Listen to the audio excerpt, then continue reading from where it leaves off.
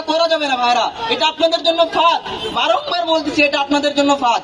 মুসলমানরা, আমি জানি মুসলমানরা বেকুব হবে না, আপনারা বারংবার বেকুব হচ্ছেন। আপনাদের এই বিপদে ফেলে আপনাদের রক্তকে জায়েজ করা হচ্ছে। আপনারা দেখছেন বিগত আওয়ামী রেজিমের সময় দাড়ি টুপি দেখলে জঙ্গি কাটছেলে হত্যা করা হতো। কেন করা হতো? কারণ পূর্বে কিছু লোক এমন কিছু কাজ করে গেছিল যার জন্য আপনাকে সকলকে একই মার্জিনালাইজ অবস্থানে নিয়ে আসছিল এবং আপনাকে একটা গ্রাউন্ডে এনে একটা ভিত্তে এনে আপনাকে হত্যা করছিল। আপনি কিন্তু কোনো বিচার চাইতে পারেন না হাসিনার আমলে। 5ই আগস্টের পর আপনি বিচার চাইতে পারছেন, এর আগে পারেন নাই। তো আমাদের এমন একটা করতে হবে, আমাদের যে ক্ষমতার ছড়িকানা, সেটা যে ক্ষমতার হিস্সা, সেটা বুঝে নিতে হবে। আপনাদের কাছে দয়া করে বলি, নির্বাচনের আগে কোনো ধরনের উত্তেজনায় যাবেন না। আপনাদের যে ক্ষোভ বা ক্রোধ আছে তা সংবরণ করুন, এটাই আপনাদের কাছে চাওয়া। আজকের জন্য আমরা শহীদ উসমান হাদির জন্য যে কবিতা পাঠের, উন্মুক্ত কবিতা পাঠের আয়োজন করছিলাম, এটা আমরা শেষ করছি এবং